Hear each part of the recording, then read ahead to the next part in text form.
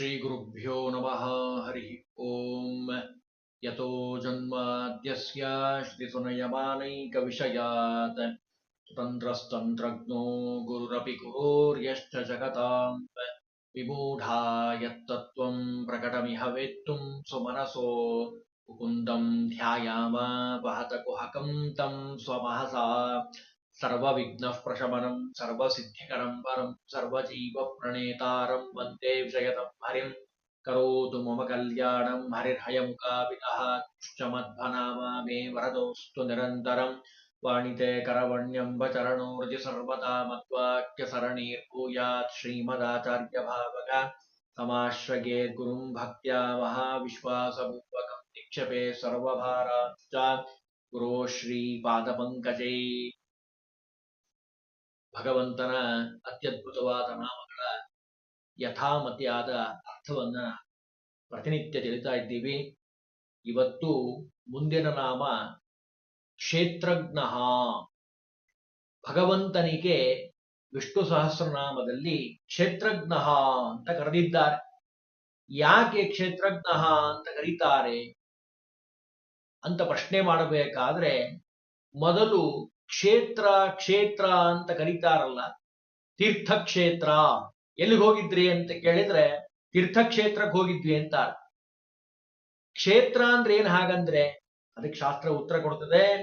ಪಂಚಮಹಾಭೂತಗಳು, ಅಹಂಕಾರ ತತ್ವ, ಬುದ್ಧಿ ತತ್ವ, ಅವ್ಯಕ್ತ ತತ್ವ, 11 ಇಂದ್ರಿಯಗಳು, ಶಬ್ದಾದಿಗಳು, 5 ವಿಷಯ ಪದಾರ್ಥಗಳು, ಹೀಗೆ 24 ತತ್ವಗಳು ಮತ್ತು ಅವುಗಳಿಂದ ಬಂದಿರುವಂತಹ ಪರಿಣಾಮ ಅನಿಸುವಂತಹ ಅಚೇತನಾತ್ಮಕವಾಗಿರುವಂತಹ ಸಮಸ್ತ ವಸ್ತುಗಳು ಹಾಗೂ ಚೇತನಗಳಿಗೆ ಒಟ್ಟಾರೆಯಾಗಿ ಕ್ಷೇತ್ರ ಕ್ಷೇತ್ರ ಅಂತ ಕರೀತಾರೆ.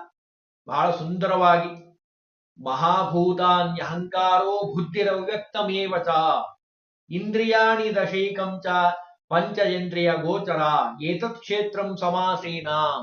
ಕ್ಷೇತ್ರ ಕ್ಷೇತ್ರ ಅಂತ ಕರೀತಾರೆ. ಕುರುಕ್ಷೇತ್ರ ಅಂತ ಇದೆ, ಬಹಳ ಪ್ರಖ್ಯಾತವಾಗಿರುವಂಥದ್ದು. ಕ್ಷೇತ್ರ ಅಂತ ಹೆಸರು ಬರುವಂತಹ ಪುಣ್ಯಕ್ಷೇತ್ರದಲ್ಲೇ ಮೊದಲನೇ ಕ್ಷೇತ್ರ ಅದು ಕುರುಕ್ಷೇತ್ರ. ಕುರು ಅಂದ್ರೆ ಸಂಸ್ಕೃತದಲ್ಲಿ ಸಾಮಾನ್ಯವಾಗಿ ಮಾಡು ಅಂತ. ಏನು ಮಾಡೋದು? ಆಚಾರ್ಯ ಹೇಳಿದ್ದಾರೆ, ಕುರುಭುಂಕ್ಷ ಕರ್ಮ ನಿಜಂ ನಿಯತಂ ಹರಿಪಾದ ವಿನಂ ಹೃದಯ ಸತತಂ. ಕುರುಕ್ಷೇತ್ರ, ಕುರು ಮಾಡು, ಕ್ಷೇತ್ರ ಕ್ಷೇತ್ರದಲ್ಲಿ ಮಾಡು. ಏನ್ ಕ್ಷೇತ್ರದಲ್ಲಿ ಮಾಡುವಂಥದ್ದು? ಕ್ಷತ್ರಿಯರಾಗಿರುವಂತಹ ಕೌರವರು ಪಾಂಡವರು ತಮ್ಮ ಕೆಲಸ ಏನು? ಯುದ್ಧ ಮಾಡೋದೇ ಅವರ ಕೆಲಸ, ಪ್ರಜೆಯನ್ನ ರಕ್ಷಣೆ ಮಾಡೋದೇ ಅವರ ಕೆಲಸ, ಧರ್ಮವನ್ನ ಉಳಿಸೋದೇ ಅವರ ಕೆಲಸ. ಅದನ್ನವರು ಮಾಡಿದ್ದಾರೆ. ಕುರು ಮಾಡಬೇಕಾಗಿರುವಂತಹ ಎಲ್ಲ ಕೆಲಸವನ್ನ, ಅವರ ಕೆಲಸವನ್ನ, ಕ್ಷತ್ರಿಯೋಚಿತವಾಗಿರುವಂತಹ ಯುದ್ಧ ಮಾಡುವಂತಹ ಕೆಲಸವನ್ನ ಅವರು ತಪ್ಪದೇ ಮಾಡಿರುವಂತಹ ಕ್ಷೇತ್ರ ಅದು. ಅದಕ್ಕಾಗಿ ಅದಕ್ಕೆ ಕುರುಕ್ಷೇತ್ರ ಅಂತ ಹೆಸರು. ಬೆಳಗ್ಗೆದ್ದು ಕೊಳ್ಳೆ ಆ ಕುರುಕ್ಷೇತ್ರದ ಸ್ಮರಣೆಯನ್ನು ಮಾಡಬೇಕು. ಹಾಗೆ ನಮ್ದು ಕುರುಕ್ಷೇತ್ರ ಇದೆ. ನಮ್ಮ ಜಾಗದಲ್ಲಿ ನಾವು ಎಲ್ಲೆಲ್ಲಿದ್ದೀವೋ ಆ ಮನೆಯಲ್ಲಿ ಅದು ಕ್ಷೇತ್ರ ಆಗಬೇಕು. ಯಾವಾಗತ್ತೆ? ಕುರು ನಿನಗೆ ಹೇಳಿರುವಂತಹ ಕರ್ಮವನ್ನ, ಧರ್ಮಶಾಸ್ತ್ರದಲ್ಲಿ ತಿಳಿಸಿರುವಂತಹ ಕರ್ಮಗಳನ್ನ ನೀನು ಚಾಚೂ ತಪ್ಪದೆ ಮಾಡದಾಗ ಅದು ಕ್ಷೇತ್ರ ಅಂತ ಅನಿಸ್ಕೊಳ್ತದೆ. ಭಗವಂತನ ಆರಾಧನೆಯನ್ನ ಎಲ್ಲೆಲ್ಲಿ ಮಾಡ್ತಾರೋ ಅವೆಲ್ಲವೂ ಕ್ಷೇತ್ರ ಅಂತ ಅನಿಸ್ಕೊಳ್ತಾರೆ. ಸಾಲಿಗ್ರಾಮ, ಪ್ರತಿಮೆ, ಗ್ರಂಥಗಳು, ಹಿರಿಯರ ಒಂದು ವಿಶೇಷ ಸನ್ನಿಧಾನ, ಭಾಗವತಾದಿ, ರಾಮಾಯಣ, ಮಹಾಭಾರತ ಗ್ರಂಥಗಳಿರುವಂತಹ ಜಾಗ ಅದು ಪವಿತ್ರವಾಗಿರುವಂಥದ್ದು. ಅದನ್ನೆಲ್ಲಿ ಹೇಳ್ತಾರೆ? ಸಾಮಾನ್ಯ ಚೇತರಿಗೆ, ಚೇತನರು ಅಂತ ಏನಿದ್ದಾರೋ ಸಾಮಾನ್ಯರು, ಅವರಿಗೆ ಇದರ ಪ್ರತ್ಯಕ್ಷವಾದ ಜ್ಞಾನ ಇರೋದಿಲ್ಲ. ಜ್ಞಾನ ಚಕ್ಷುಷ್ ಅಂದ್ರೆ ಜ್ಞಾನ ನೇತ್ರದಿಂದ ಮಾತ್ರ ಇದನ್ನು ತಿಳಿದುಕೊಳ್ಳಿಕ್ಕೆ ಸಾಧ್ಯ. ಎಲ್ರಿಗೂ ಸಾಧ್ಯ ಆಗೋದಿಲ್ಲ. ಅದನ್ನ ಹೇಳ್ತಾನೆ. ಭಗವಂತನಿಗೆ ವಿಶಿಷ್ಟವಾದ ಪ್ರಭೆ ಇದೆ. ಆ ಪ್ರಭೆಯಿಂದ ಗೀತಾಚಾರ್ಯ ಕ್ಷೇತ್ರಜ್ಞ ಅಂತ ಅನಿಸ್ಕೊಂಡಿದ್ದಾನೆ. ಕ್ಷೇತ್ರಜ್ಞೋ ಭಗವಾನ್ ವಿಷ್ಣುರ್ ಹನ್ಯ ಕ್ಷೇತ್ರ ಮಂಜಸ. ಎಲ್ಲರಲ್ಲಿ ಕೂತು ಪ್ರೇರಣೆ ಮಾಡ್ತಾನೆ. ಆದ್ದರಿಂದಲೂ ಅವನನ್ನ ಕ್ಷೇತ್ರಜ್ಞ ಅಂತ ಕರೆದಿದ್ದಾರೆ. ಎಷ್ಟು ಚೆನ್ನಾಗಿ ಹೇಳ್ತಾರೆ ನೋಡಿ ಗೀತಾ ತಾತ್ಪರ್ಯದಲ್ಲಿ. ಏತತ್ ಸರ್ವಂ ಸರ್ವದೇವ ನಿರ್ದೋಷೇಣೈವ ಚಕ್ಷುಷಾ ಪ್ರೇರಯನ್ನೇವ ಜಾನಾತಿ ಯತ್ ಕ್ಷೇತ್ರಜ್ಞೋ ಹರಿಸ್ತದಾ. ಹರಿಯನ್ನ, ಭಗವಂತನನ್ನ ಕ್ಷೇತ್ರಜ್ಞ ಅಂತ ಯಾಕೆ ಕರೀತಾರೆ? ಎಲ್ಲರಲ್ಲಿ ನಿಂತು ಪ್ರೇರಣೆ ಮಾಡ್ತಾನೆ, ಕೆಲಸ ಮಾಡಿಸ್ತಾನೆ, ಸರ್ವಜ್ಞನಾಗಿದ್ದಾನೆ, ಎಲ್ಲವನ್ನೂ ಬಲ್ಲ, ಎಲ್ಲರನ್ನೂ ಬಲ್ಲ, ಎಲ್ಲಾ ಕಾಲವನ್ನೂ ಬಲ್ಲ, ಎಲ್ಲರಲ್ಲಿ ನಿಂತು ಕೆಲಸ ಮಾಡಿಸುವಂಥವ್ರು. ಆದ್ದರಿಂದ ಅವನನ್ನ ಕ್ಷೇತ್ರಜ್ಞ ಅಂತ ಕರೀತಾರೆ. ತತ್ವನಿರ್ಣಯದಲ್ಲಿ ಒಂದು ಮಾತು ಹೇಳ್ತಾರೆ. ತತ್ವನಿರ್ಣಯದಲ್ಲಿ, ಭಾಗವತ ತಾತ್ಪರ್ಯದಲ್ಲಿ, ಜೀವಸ್ಥೋ ಭಗವಾನ್ ವಿಷ್ಣು ಕ್ಷೇತ್ರಜ್ಞ ಇತಿ ಗೀಯತೆ. ಜೀವಸ್ಥನಾಗಿ ಜೀವರಲ್ಲಿ ನಿಂತು ಭಗವಂತ ಕೆಲಸವನ್ನ ಮಾಡಿಸ್ತಾನೆ. ಪ್ರಾಣದೇವರು ಭಗವಂತ ನಿಂತು ಕೆಲಸ ಮಾಡಿಸ್ತಾರೆ. ಹಾಗಾಗಿ ಅವನನ್ನ ಕ್ಷೇತ್ರಜ್ಞ ಅಂತ ಕರೆದಿದ್ದಾರೆ. ಜೀವಾತ್ಮರ ಶರೀರವನ್ನ, ತನ್ನ ಶರೀರವನ್ನ ತಿಳಿದಿರುವಂಥವನು. ಜೀವರನ್ನೂ ತಿಳಿದಿದ್ದಾನೆ, ತನ್ನನ್ನೂ ತಿಳಿದಿದ್ದಾನೆ. ಭಗವಂತನನ್ನ ಪೂರ್ಣವಾಗಿ ತಿಳಿದವರು ಯಾರಾದ್ರೂ ಇದ್ದಾರಾ ಅಂತ ಕೇಳಿದ್ರೆ ಇದ್ದಾರೆ, ಒಬ್ರೇ ಒಬ್ರು. ಯಾರು? ಅವನೇ ಭಗವಂತ. ತನ್ನ ಬಗ್ಗೆ ಪೂರ್ಣವಾಗಿ ತಿಳಿದಂಥವನು ಭಗವಂತ ಮಾತ್ರ, ಬೇರೆ ಯಾರೂ ತಿಳಿಲಿಕ್ಕೆ ಸಾಧ್ಯ ಆಗಿಲ್ಲ. ರಮಾದೇವಿನೇ ಸರ್ವ ವೇದಾಭಿಮಾನಿ, ನಿತ್ಯ ಮುಕ್ತಳಾಗಿರುವಂಥವಳು. ನಿತ್ಯದಲ್ಲಿ ಭಗವಂತನ ಗುಣಗಳನ್ನು ಎಣಿಸ್ತಾಳಂತೆ. ಕ್ಷೇತ್ರಂ ನಿವಾಸ ಸ್ಥಾನಂ ಶ್ರೀನಿವಾಸ ಗತ್ಯೋಹೋ ಜಾನಾದೀತಿ ಜ್ಞಃ ಕ್ಷೇತ್ರಂ ಚಾಸೋ ಜ್ಞಶ್ಚ ಕ್ಷೇತ್ರಜ್ಞಃ. ಎಷ್ಟು ಸುಂದರವಾದ ಅರ್ಥವನ್ನು ಹೇಳ್ತಾರೆ ನೋಡಿ. ಅಂದ್ರೆ ಎಲ್ಲವನ್ನೂ ಬಲ್ಲ, ಎಲ್ಲರನ್ನೂ ಬಲ್ಲ, ಎಲ್ಲರಲ್ಲಿ ನಿಂತು ಕೆಲಸವನ್ನ ಮಾಡಿಸ್ತಾನೆ. ಆದ್ದರಿಂದ ಅವನನ್ನ ಕ್ಷೇತ್ರಜ್ಞ ಅಂತ ಕರೀತಾರೆ. ಅಂದ್ರೆ ಸರ್ವದಾ ಪ್ರೇರಣೆ ಮಾಡ್ತಾ ಇಂದ್ರಿಯಗಳಿಂದ ಕೆಲಸ ಮಾಡಿಸ್ತಾನೆ ಎಲ್ಲರಲ್ಲಿ ನಿಂತು. ಆದ್ದರಿಂದ ಅವನನ್ನ ಕ್ಷೇತ್ರಜ್ಞ ಕ್ಷೇತ್ರಜ್ಞ ಅಂತ ಕರೀತಾರೆ. ಇದನ್ನ ನಾವು ಹೇಗೆ ಚಿಂತನೆ ಮಾಡಬೇಕು ನಮ್ಮ ಜೀವನದಲ್ಲಿ ಅಂತ ಕೇಳಿದ್ರೆ, ಸುಖ ದುಃಖ ಯಾವುದೇ ಬರಲಿ ಜೀವನದಲ್ಲಿ, ಅದೆಲ್ಲವೂ ಭಗವಂತನ ಆಜ್ಞೆಯಿಂದ ಬಂದಿರುವಂಥದ್ದು. ಸುಖ ಇದೆ, ದುಃಖ ಇದೆ, ಯಾವುದೂ ಶಾಶ್ವತ ಅಲ್ಲ. ಇವತ್ತು ನಮಗೆ ದುಃಖ ಆಗ್ಬಿಟ್ಟಿದೆ, ಇದೇ ಶಾಶ್ವತ ಅಲ್ಲ. ದುಃಖ ನಂತರ ಸುಖ ಬರ್ತದೆ, ಭಗವಂತ ಅನುಗ್ರಹ ಮಾಡ್ತಾನೆ. ನಮ್ಮ ಪೂರ್ವ ಕರ್ಮದ ಅನುಸಾರವಾಗಿ ಭಗವಂತ ಮಾಡಿಸ್ತಾನೆ ಅನ್ನೋ ಎಚ್ಚರ ನಮಗೆ ಈ ಕ್ಷೇತ್ರಜ್ಞ ಅನ್ನುವಂತಹ ನಾಮದಲ್ಲಿ ಯಾವಾಗಲೂ ಚಿಂತನೆಯನ್ನು ಮಾಡಬೇಕು. ಕ್ಷೇತ್ರಜ್ಞೋಕ್ಷರ ಗೇವಚ, ಅಕ್ಷರ ಅಂತ ಕರೀತಾರೆ. ಮುಂದಿನ ನಾಮ 17ನೇ ನಾಮ, ಭಗವಂತನನ್ನ ಅಕ್ಷರ ಅಂತ ಕರೀತಾರೆ. ಅಕ್ಷರ ಅಂತ ಯಾಕೆ ಕರೀತಾರೆ?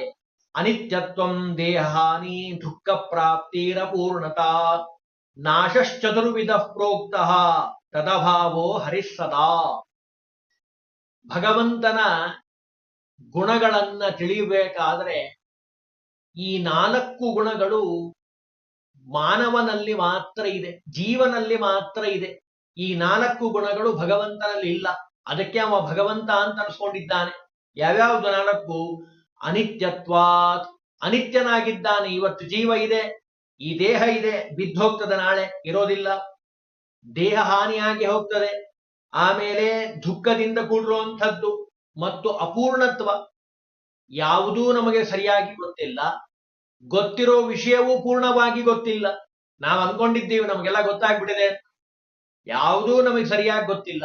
ಗೊತ್ತಿರೋ ವಿಷಯವು ನಾವು ಅನ್ಕೊಂಡಿದ್ದೀವಲ್ಲ ಬಹಳ ಚೆನ್ನಾಗಿ ಗೊತ್ತಿದೆ ಅಂತ, ಆ ವಿಷಯವೂ ನಮಗೂ ಪೂರ್ಣವಾಗಿ ಗೊತ್ತಿಲ್ಲ. ಆದ್ರೆ ಭಗವಂತ ಹಾಗಲ್ಲ. ವಸ್ತು ತನ್ನ ಕಾರ್ಯ ರೂಪವನ್ನೇ ಕಳೆದುಕೊಂಡು ಏನು ಮಾಡ್ಲಿಕ್ಕಾಗ್ತದೆ ನೋಡ್ರಿ? ಏನು ಮಾಡ್ಲಿಕ್ಕೆ ಆಗೋದೇ ಇಲ್ಲ. ಅದು ಒಂದ್ ರೀತಿ ನಾಶ ಇದ್ದ ಹಾಗೆ. 4 ರೀತಿಯಲ್ಲಿ ನಾಶವನ್ನ ಹೇಳಿದ್ದಾರೆ. ಭಗವಂತ ನಿತ್ಯನಾಗಿರುವಂಥವ್ರು, ಸ್ವರೂಪಾತ್ಮಕವಾಗಿರುವಂತಹ ಸಚ್ಚಿದಾನಂದ ಮೂರ್ತಿ, ನಿರ್ದುಃಖನಾಗಿದ್ದಾನೆ, ದುಃಖದ ಲವಲೇಶ ಇಲ್ಲ, ಮತ್ತು ಪರಿಪೂರ್ಣನಾಗಿರುವಂಥವನು. ಭಗವಂತನನ್ನ ಬಿಟ್ಟು ಎಲ್ರಿಗೂ ಇದು ಇದ್ದಿದ್ದೆ. ಅದಕ್ಕೆ ಅವನನ್ನ ಭಗವಂತ ಅಂತ ಕರೆದಿದ್ದಾರೆ, ಅಕ್ಷರ ಅಂತ ಕರೀತಾರೆ. ಅಂದ್ರೆ ಯಾವುದೇ ರೀತಿಯ ನಾಶ ಅನ್ನೋದಕ್ಕೆ 4 ಅರ್ಥವನ್ನು ಹೇಳಿದ್ರು. ಈ 4ರಲ್ಲಿ ಯಾವುದೂ ಇಲ್ಲ ಭಗವಂತನಿಗೆ. ಆದ್ದರಿಂದ ಅವನನ್ನ ಅಕ್ಷರ ಅಂತ ಕರೆದಿದ್ದಾರೆ. ನಿತ್ಯೋ ನಿತ್ಯಾನಾಂ ಅಂತ ಹೇಳ್ತದೆ ಕಾಟಕ ಉಪನಿಷತ್ತು. ಅವಿನಾಶೀತು ತದ್ವಿದ್ಯೆ, ಭಗವಂತ ಅವಿನಾಶಿಯಾಗಿದ್ದಾನೆ, ಅವನಿಗೆ ನಾಶ ಅನ್ನೋದಿಲ್ಲಪ್ಪ. ಅಪರಂ ತ್ರಕ್ಷರಂ ವ್ಯಾಸ ಪ್ರಕೃತಿರ್ಜಡರೂಪಿಕಾ ಅಕ್ಷರಂ ಪರಮಂ ಶ್ರೀಸ್ತು ಪರಮಃ ಪರತರಃ ಪರಮಕ್ಷರಂ. ಭಗವಂತ ಪರಮಕ್ಷರ, ಅಕ್ಷರ ಅಂತ ಅವನನ್ನು ಕರೆದಿದ್ದಾರೆ. ಎಲ್ಲ ಕಡೆ ಇದ್ದಾನೆ. ಆ ಇಂದ ಕ್ಷವರೆಗೂ ಲೌಕಿಕವಾಗಿ ನಾವು ಸುಲಭವಾಗಿ ನೆನಪಿಟ್ಟುಕೊಳ್ಳೋದಾದ್ರೆ ಆ ಇಂದ ಕ್ಷವರೆಗೂ ರಮಯಂತೆ ಪ್ರತಿಪಾದ್ಯನಾಗಿದ್ದಾನೆ. ಏಕ ಪಂಚಾಶತ್ ವರ್ಣಾನ 51 ಅಕ್ಷರಗಳೇನಿದ್ದಾವೋ ಆ 51 ಅಕ್ಷರಗಳಿಂದಲೂ ಭಗವಂತ ಏನಾಗಿದ್ದಾನೆ? ಪ್ರತಿಪಾದ್ಯನಾಗಿದ್ದಾನೆ. ಅದನ್ನಿಲ್ಲಿ ಹೇಳ್ತಾರೆ ಕ್ಷೇತ್ರಜ್ಞೋಕ್ಷರ ಗೇವತ. ಅಂದ್ರೆ ಅರ್ಥ ಏನು? ಕ್ಷೇತ್ರಜ್ಞನಾಗಿದ್ದಾನೆ, ಜೊತೆಗೆ ಅಕ್ಷರನಾಗಿದ್ದಾನೆ. ಅಕ್ಷರ ಅಂದ್ರೆ ಲಕ್ಷ್ಮೀದೇವಿ, ಅವಳು ಆಗಬಲ್ಲಳಂತಳು. ಯಾಕೆ? ಭಗವಂತನ ನಂತರ ಇಡೀ ಬ್ರಹ್ಮಾಂಡಕ್ಕೆ ಒಡೆಯಳಾಗಿರುವಂಥವಳು. ಆದ್ದರಿಂದ ಅವಳನ್ನ ಅಕ್ಷರ ಅಂತ ಕರೆದಿದ್ದಾರೆ. ಅಂದ್ರೆ ನಾವು ಈ 2 ನಾಮಗಳಿಂದ ತಿಳಿಯುವಂಥದ್ದೇನು? ಭಗವಂತ ಸ್ವತಂತ್ರ, ಸರ್ವತ್ರದಲ್ಲಿ ವ್ಯಾಪ್ತನಾಗಿದ್ದಾನೆ. ಅವನಿಂದ ಎಲ್ಲವೂ ನಡೀತದೆ, ಎಲ್ಲಾ ಕಾಲದಲ್ಲೂ ನಡೀತದೆ, ಎಲ್ಲಾ ಸಮಯದಲ್ಲೂ ನಡೀತದೆ. ಎಲ್ಲರಲ್ಲಿ ನಿಂತು ಕೆಲಸವನ್ನ ಮಾಡಿಸ್ತಾನೆ ಭಗವಂತ. ಅದರಲ್ಲೂ ಮುಖ್ಯ ಅಮುಖ್ಯ, ಕೆಲವು ಮುಖ್ಯ ಅಂತಿರ್ತಾವೆ, ಕೆಲವು ಅಮುಖ್ಯ ಅಂತಿರ್ತಾವೆ. ಹಾಗೆ ಭೇದ ಭಾವ ಇಲ್ಲ, ಎಲ್ಲವೂ ಭಗವಂತನಿಂದನೇ ಆಗುವಂಥದ್ದು. ಚೇತನ ಜಗನ್ನಾಥದಾಸರು ಹೇಳ್ತಾರೆ, ಇದೇ ಹರಿಕಥಾಂಸಾರ ಬರೆದಿರುವಂತಹ ಜಗನ್ನಾಥದಾಸರು ಮುಂದೆ ಹೇಳ್ತಾರೆ, ಚೇತನ ಜಗತ್ತಿನೊಳು ಆತತನು ತಾನಾಗಿ ಲಕುಮಿ ನಾಥ ಸರ್ವರೊಳಿಪ್ಪ ತತ್ತದ್ರೂಪಗಳ ಧರಿಸಿ ಜಾತಿಗಾರನ ತೆರದಿಯಲ್ಲರ ಮಾತಿನೊಳಗಿದ್ದ ಅಖಿಳ ಕರ್ಮವ ತಾ ತಿಳಿಸಿಕೊಳ್ಳದಲೆ ಮಾಡಿಸಿ ನೋಡಿ ನಗುತ್ತಿಪ್ಪ. ಜಗನ್ನಾಥದಾಸರು ಹರಿಕಥಾಂಸಾರದಲ್ಲಿ ಹೇಳ್ತಾರೆ. ಅಂದ್ರೆ ಅಷ್ಟು ಚೇತನ ಅಚೇತನ ಎಲ್ಲರಲ್ಲಿ ನಿಂತು ಭಗವಂತ ಕ್ಷೇತ್ರಜ್ಞನಾಗಿ, ಅಂದ್ರೆ ಒಡೆಯನಾಗಿ, ಎಲ್ಲ ಇಂದ್ರಿಯಗಳಲ್ಲಿ ನಿಂತು. ಕ್ಷೇತ್ರಜ್ಞ ಅನ್ನೋ ಶಬ್ದದಲ್ಲಿ ನಾವು ನೋಡಿದ್ದೀವಿ, ಅಂದ್ರೆ ಪಂಚಮಹಾಭೂತಗಳಾಗಿರ್ಬೋದು, ಅಹಂಕಾರ ತತ್ವ, ಬುದ್ಧಿ ತತ್ವ, ಅವ್ಯಕ್ತ ತತ್ವ, 11 ಇಂದ್ರಿಯಗಳು, 5 ಜ್ಞಾನೇಂದ್ರಿಯ, 5 ಕರ್ಮೇಂದ್ರಿಯ, 1 ಮನಸ್ಸು, ಶಬ್ದಾದಿಗಳು. ಆ ಎಲ್ಲರಲ್ಲೂ ಆ ಪರಿಣಾಮದಲ್ಲಿ ಒಳಗೆ ಹೊರಗೆ ನಿಂತು ನಮ್ಮನ್ನ ರಕ್ಷಣೆ ಮಾಡ್ತಾನೆ, ಎಲ್ಲರಲ್ಲಿ ನಿಂತು ರಕ್ಷಣೆ ಮಾಡ್ತಾನೆ. ಆದ್ದರಿಂದ ಅವನನ್ನ ಕ್ಷೇತ್ರಜ್ಞೋಕ್ಷರ ಗೇವಚ, ಅಕ್ಷರ ಅಂತ ಕರೆದಿದ್ದಾರೆ ಭಗವಂತನನ್ನ. ಅಕ್ಷರ ಪುರುಷ ಅಂತ ಅವನನ್ನ ಸಂಬೋಧನೆ ಮಾಡುತ್ತಾರೆ.